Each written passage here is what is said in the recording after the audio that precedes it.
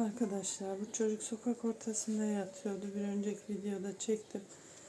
Çok kötü durumda. Bulunduğum yer köy. Bugün Arife. Her yer kapalı. Ben ne yapabilirim buna bilmiyorum ki. Yani çok fena durumda. Maddi imkansızlıklar da var. Yani işte tek umudumuz şu YouTube, abonelik ve beğeni sayısı vesaire. Yani abone olmak ücretsiz ki.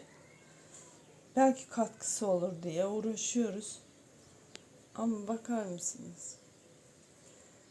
Canım yanıyor, içim yanıyor. Ne yapayım? Şimdi ben bu çocuğa ne yapabilirim bilmiyorum ki. Yazık günah yavrum.